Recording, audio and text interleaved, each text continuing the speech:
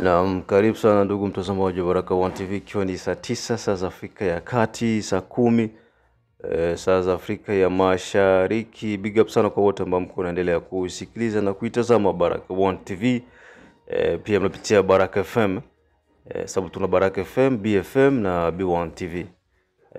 So karibu sana kwa wote, na mimi ni Rajab Wakili Kabonga, the one and only town DJP kutoka nchini Jamhuri ya Kidemokrasia ya Kongo, jimboni Kivu ya Kusini, jimboni Manyema, Ituri, Nord Kivu, Kinshasa, Lubumbashi na sehemu zingine pia. Bozola ndabiso a partir ya YouTube na biso ya Baraka One TV, petoza na TikTok. So kiokomi kaka yo konta na TikTok, et puis andika tu Baraka One TV toza kuna, et puis na Facebook koma kaka Baraka One TV toza partout.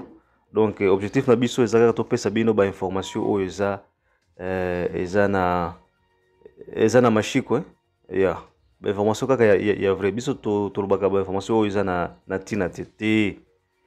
So que tozui kaka ba audio bato batindela biso ba problème na bango, bazolo ba façon na bango ya kokanisa kaka biso pe toza na façon na biso ya ko travailler.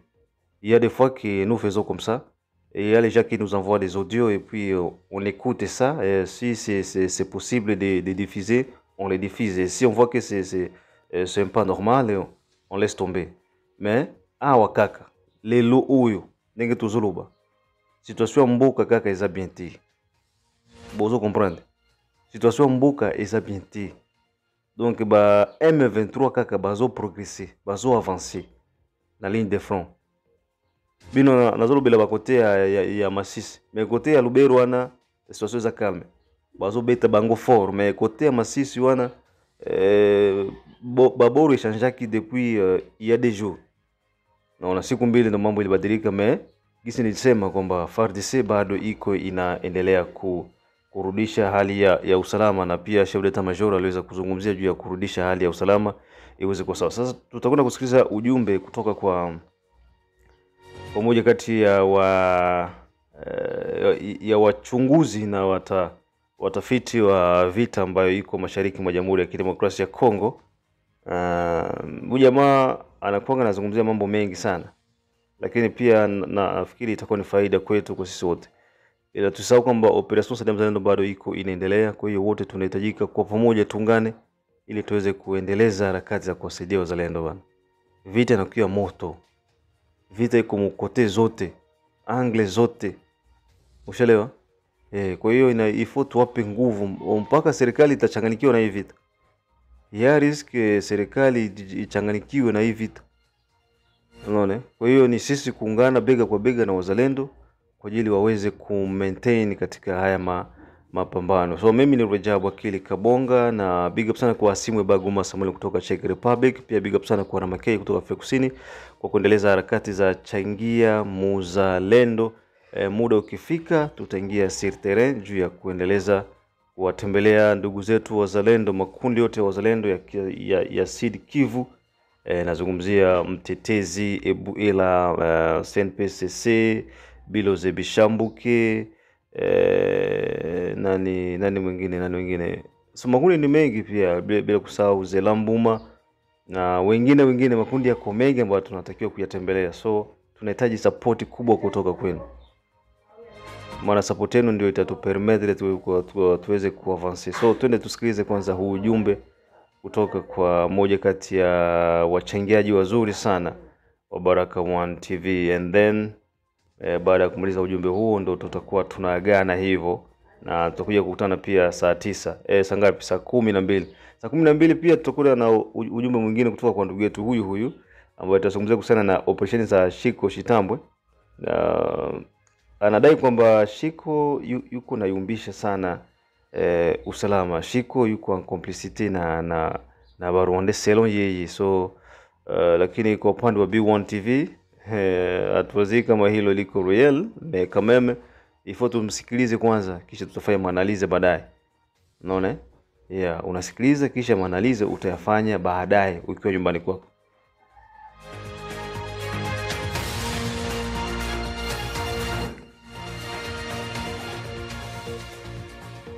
bato ebele bengi batendelanga ba message pour que napesa avis na ngai sur la nouvelle mise en place de l'armée.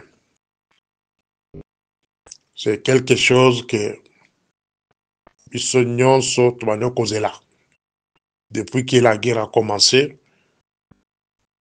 Ba localité eza kokoya moko. Alors totikala ko avancer te, totikala pe ko récupérer le moko te. Souci na biso ezalaki ki to renforcer armée,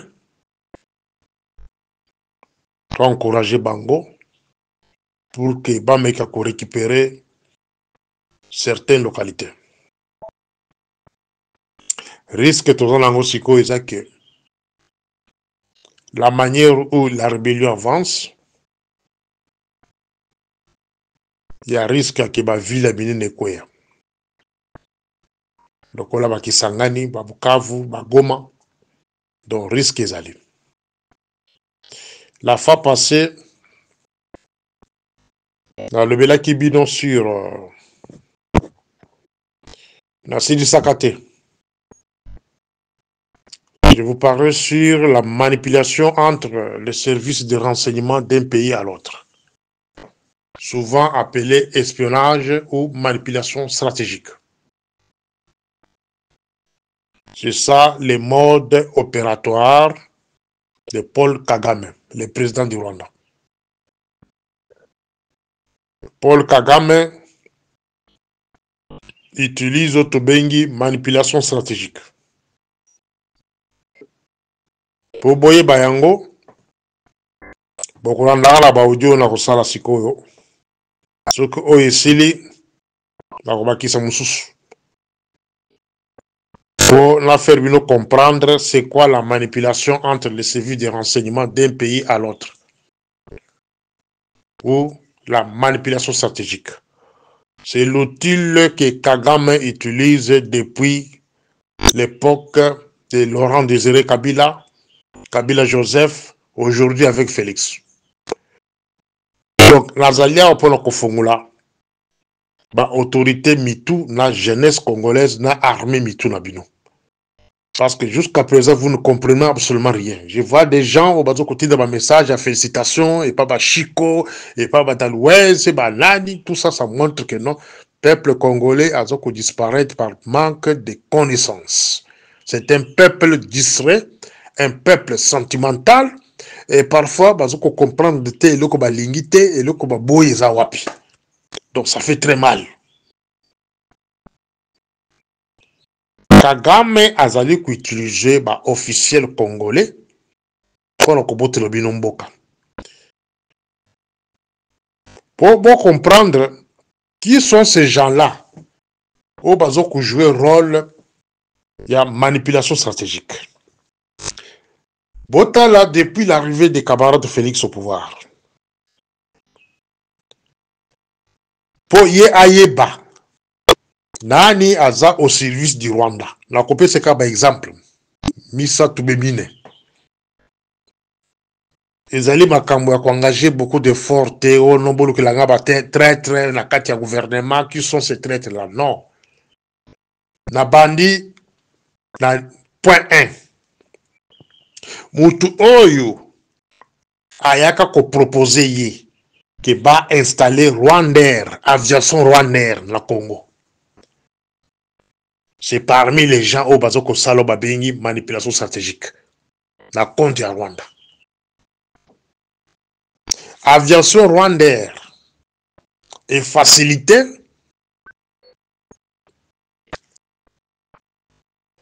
infiltration, implantation de Rwandais Tutsi à travers la République. Exemple, la naissance de Mombondo. Milice Mombondo. C'est une milice créée par les Rwandais na kati Bandondo pour des objectifs la koye la bino après. Na ba détail nango. Donc Mombondo et Botami pendant que les Rwandais et badoko coopérer na mboka wana. C'est-à-dire butu bazali ko kotisa. Ba commando rwandais à travers la République. partout dans Bakassa nous ce qu'on a déjà le bayaka na mboko na à travers Rwandair ba mususu bayaka avant mais avec l'arrivée de Rwandair de bakota ebele donc mutu oyo ayaka na likanisi ya koinstaller Rwandair na mboka wana c'est celui-là l'agent de Kagame ou babengi agent basé pour sa manipulation stratégique. Mutu oyo ya mibale ayaki na likanisi ya reconduire tous les anciens rebelles du RCD tout comme du MLC comme les officiers modèles de gérer les Congo ensemble avec Amar de Félix. Mutu ayaka na likanisi wana c'est celui-là qui est au service de Kagame. Donc boke no kuluka ba musikate ça ne sert à rien de déranger les agents de l'ANR. Traître bagwana on peut se bilembo. Mutoyaka na likanisi ya ko installer Rwandair, mutoyaka likanisi ya ko reconduire des anciens rebelles du MLC et RCD de batouana na lobby baza bajan au service de Rwanda. Donc, bateau, bah, il y a un bakanisi, la camarade de Félix, bah, dit que non, nous devons nommer tel ancien rebelle à tel poste. C'est un agent de Kagame. 3. Mutu oya yaka na likanisi. Ya kitoko tiso Congo na EAC, na East Africa Community, une organisation de bandits, de voyous. Congo eko takuna. Mutu yaka na likanisi wana. Sont des gens qui sont au service du Rwanda. Je pense que na pesca par exemple, Misa Tumine, mais Nazoko Koba. Maintenant, il y a une mise en place sur l'armée. Et le Kosalega passe Isaka Moko. Camarade de Félix Nazoko chanter partout. Bissonio se chanter partout où nous allons pour Kolonga Rwanda. Pour Kolonga Rwanda Nanini. Avec l'armée. Ça, c'est la question qu'il faut se poser. Avant la kota na Mozindo, il y a audio oyo. Na joué exemple kaka moko. Rébellion nyonso il y a Est à Congo. Sont des rébellions créées par Kagame et Museveni. Supportées par les Américains. Et les Britanniques. Et les Français. Et les Belges. Avec la complicité de certains Congolais marionnettes. Et la plupart Babouma Bango. Bazar Souté. La majorité Babouma Bango. Bao Bayaka la Afdel. Bao Bayaka la RCD Goma. MLC. Tous ces gens-là, voire même des M23. La plupart des Congolais va supporter Kabilo Kwan Babouma Bango. Donc, rébellion Nyonso. Atao Yananga. C'est une rébellion créée par Kagame. Les en signature Kagame. Base arrière na bango Yananga, Yabao Nyonso Baleka Kuna, c'est le Rwanda et l'Ouganda. Et je vous pose la question. Confession nini Yabato na Kotanga awa. Basala devant le peuple congolais pour le massacre. Il y a différentes rébellions et en Mboka wana sous Kagame. Les bateaux na bazana bino lelo bo bengo ba général, ba colonel, ba major, bazana bino. Natangi ba se repentiraka wapi. Basalaka repentance bango wapi devant le peuple congolais kolbeke no, bo limbisa biso de to bomaka bato. De to tutaka bato na maboka. De to massacraka bato na kati ya nani ya Est à Congo. Mutu lokola Lieutenant général Nduru Chiligoza. Et là, PC Kabakata poste. Il y a chef d'état-major adjoint en charge des opérations et les renseignements militaires. Quelle est la différence qui est entre Duru, Chilagoza, na Obedo Basira? Différence des envies. Parce que tous sont des anciens rebelles d'une rébellion de Kagame. Des bateaux, camarades de Félix Amoule Batoumalam, il y a qu'on reconduire la poste clé armée. Et vous allez chanter que nous allons gagner la guerre. Avec Nduru, Chalingoza, ancien rebelle, proche de Kagame. C'est celui-là que vous allez gagner la guerre avec. Et bon, PC poste bouquet pété.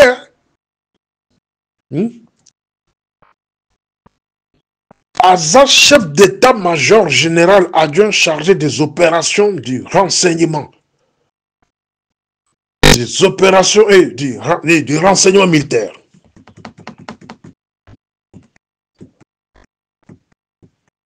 Vous voyez qu'on peut se montrer la Tango Fort. Ancien chef d'état-major du RCD. Un mouvement rebelle. Oh, plus de 10 millions à 12 millions, 15 millions aujourd'hui. Dès que les gens en parlent. De Ouana, Bapessi contrôle l'armée. Donc, ancien chef d'état-major, il y a rébellion à Kagame. De OE, à l'inspection générale de l'armée. Il y a depuis Kala. Bon, PC en gros. Bon, occupé qu'on changer été. Nous avons contrôle. Est-ce que vous voyez l'importance de l'inspection générale de l'armée?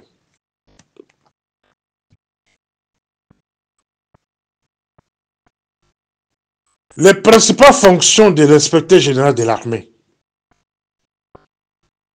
Il y a les bossons à surveiller, surveillance et contrôle. Donc, Tango Fort. Amisi Tango Fort. Des moutouatikali l'armée. Donc, contrôle l'armée, ils ont beaucoup.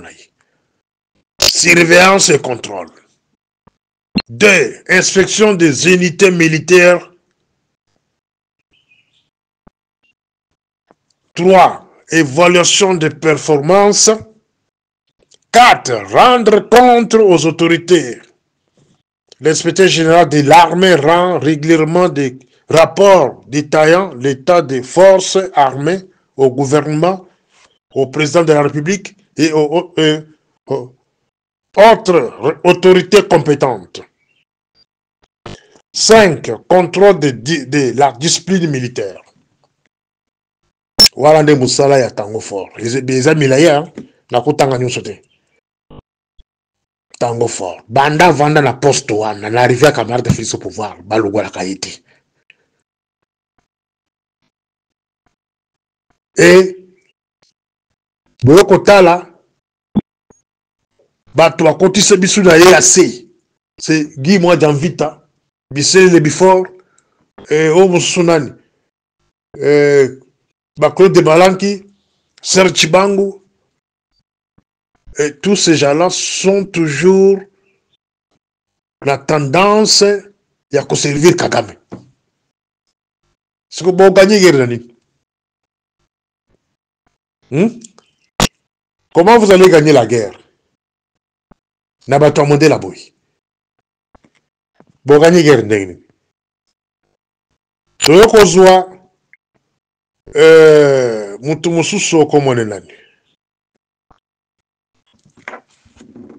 Le général Jérôme Chiko Chitambwe, nommé commandant de la première zone de défense. Cela veut dire la ville de Kinshasa. Izala maboko na ye. Kwango, Kwilu, Congo central, Équateur, Mongala, Nord Ubangi, Sud Ubangi, Chwapa. Izala maboko ya garçon babengi Chiko, Jérôme Chiko Chitambwe. Et je me pose la question sur quelle base Chiko a été récompensé et puis PC sur la province sous la responsabilité. Après avoir coupé la localité à Est, à quoi c'est Est Mobimba, parce que Chiko, quand il était nommé, la guerre était seulement dans le Boulangana. Mais grâce à Chiko, Les Rwandais, ils ont progressé là où ils sont aujourd'hui. Bato babanda Chiko Moussala na niveau ya Est. La plupart bato ont en prison.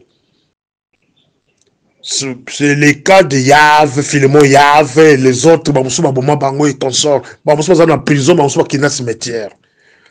Mais Chiko, en vertu de quoi? Chiko doit être récompensé. En vertu de quoi? Et vous attendez que non, vous allez gagner la guerre. Avec les gens, on va faciliter la rébellion jusqu'à ce niveau. À Tabalobi Keton Lobate. Voilà la deuxième audio.